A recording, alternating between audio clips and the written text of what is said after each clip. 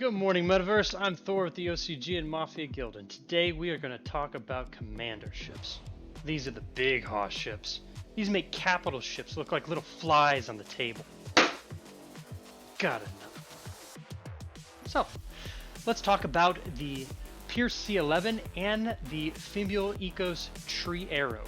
Two commander ships that you can purchase on the market right now and can really expand your mind to the enormity that Star Atlas is really going for in this game. Alright, so I started with the one I like the most first. Always have your dessert first. You never know if you're going to die before you finish your meal. So the Treearrow is, I think, one of the most beautiful ships in Star Atlas in its concept and the way that it's going to be presented and be able to experience it. This thing has an entire ecosystem. It is a little slice of planet Earth out in space. So let's take a look at this. Its origination price is $99,500. So if you're trying to get under that $100,000 mark, it's a deal. Let's take a look at what the trading on the market is right now. And what do you know? You have one for $80,000. Now that is a decent drop from its origination price, but if you look at percentage-wise, it's actually held its value a whole lot better than some of the smaller ships. Now this is not a ship that is meant for just anybody to be able to pick up. It's an extremely expensive ship. And the reason for that is this is meant for an organization or an entire guild to pool their funds together to be able to have that large asset. And so, if you have a group that's looking for Treearrow, it's on sale right now for the low price of $80,000. And so let's take a look at the details to see what's so special about the Treearrow on top of just looking beautiful. You have a width of 430 meters. You have a height of 220 meters. You have a length of 800 meters. Noah would be so jealous right now. It is an entire ecosystem in itself and has some really cool clear dome aspects to it. They really make you feel like this thing is massive, and according to the math, it officially is. So let's take a look at the crew that it would take to run this. You're going to have a big organization behind you to be able to really effectively run this. So you have 1 commander, 1 captain, 4 pilot, 8 co-pilots, 6 scanners, 10 turret gunners, 4 engineers, 4 repair engineers, 2 hangar foremen, 6 rescue crew, and 1 tractor beam operator. But I bet that tractor beam is gigantic. Onto the components. All the components are commander slots until you get to the weapon hardpoint.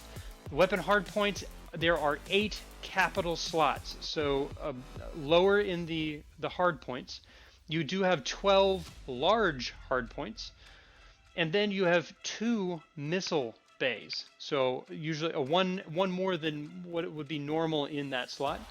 Then the countermeasures, hull reinforcements are commander size. Now in the modules, here's where it gets kind of interesting.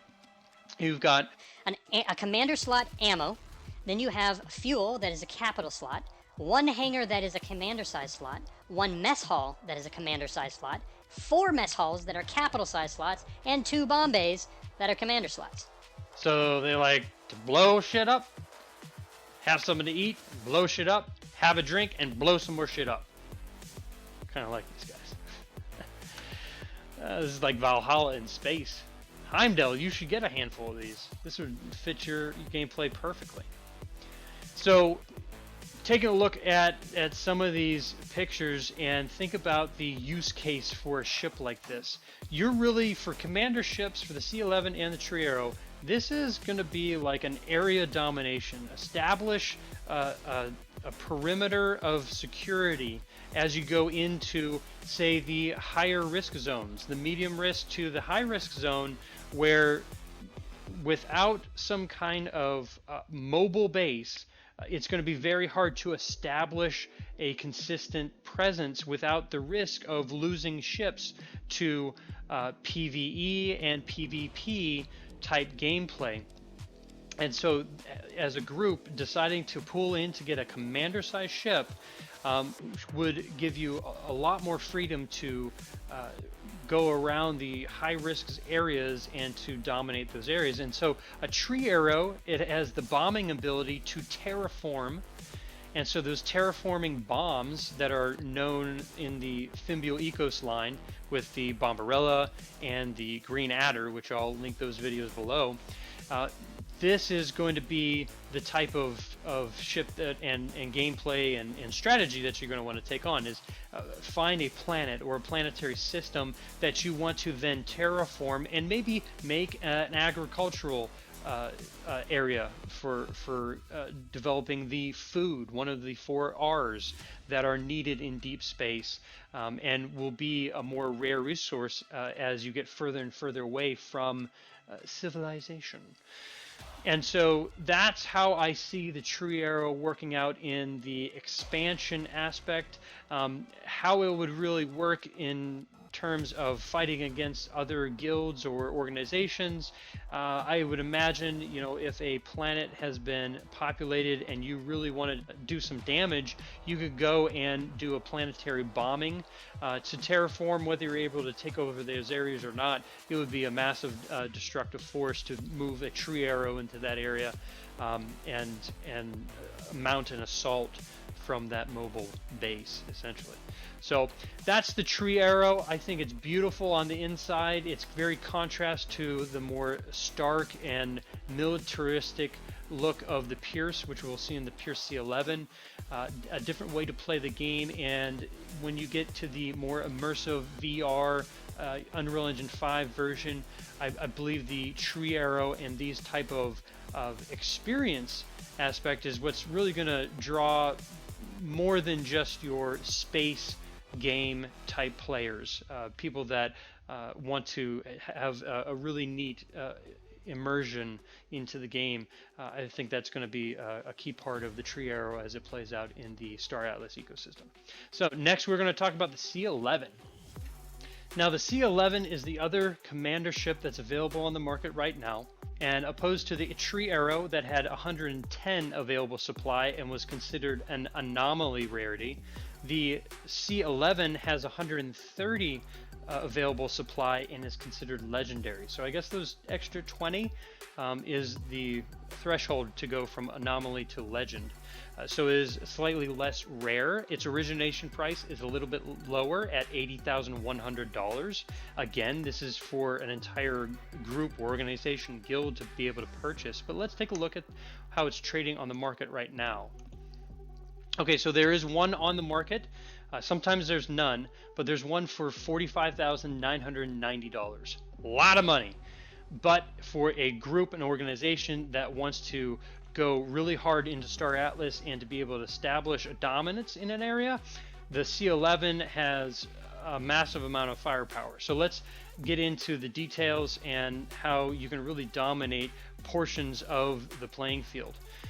So first, you have the width is 290, height is 160 meters, and then the length is 790 meters. You have the crew slots, and so this one has quite a few crew. So 1 commander, 2 captain, 4 pilots, 4 co-pilots, 4 scanners, 14 gunners, 2 drone operators, 10 engineers, 8 repair engineers, 10 hangar foremen, 4 rescue, 4 cargo, and 1 tractor beam operator.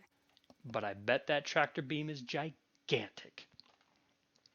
Components, everything's commander size slots until we get to the weapon hardpoints. Now it has 2 commander slot hardpoints, which the Treearrow had 0. This has 2 commander slots, and then it has 8 hardpoints in the capital slot, and then 36 large hardpoints. So a lot of guns. And then it only has 1 missile bay, where the Treearrow had 2, and then its countermeasures reinforcements are commando slots. Now in the modules, this is where it gets very different from the Treearrow. You have 1 med bay of commander slot. You have 5 hangars that are commander slot and 4 capital slot hangars and 12 large slot hangars. Then you have 1 commander-sized drone port. But the C-11 is definitely going to be the representation of area dominance in Star Atlas for the foreseeable future. There are several other, a handful of other commander-sized ships, but as far as commander ships for the fighting spec, specifically militaristic, there are very few. And so that is a valuable part to the C-11. So hopefully this video was helpful. Don't worry about liking or subscribing. You can screw that algorithm. I don't care. But if you know somebody that would find it helpful, then share it with them. And if you want to join the Mafia esports organization, the guild that I'm a part of, then there will be a link in the description below. The next video I post will actually be describing what the Mafia esports organization is all about. And then one after that, I will be doing on the Red Hands, which is going to be the DAC that it represents the Mafia in Star Atlas that I'm helping put together and create based off of the repair and rescue aspects. Again, I'll link that stuff in the description below. But drop me a line on Discord or hit me up on Twitter, OCG Thor. And we can theorycraft and talk about Star Atlas or crypto or anything else, whatever floats your boat. But, you know, if you can do that, then today was a good day. Good morning, Metaverse.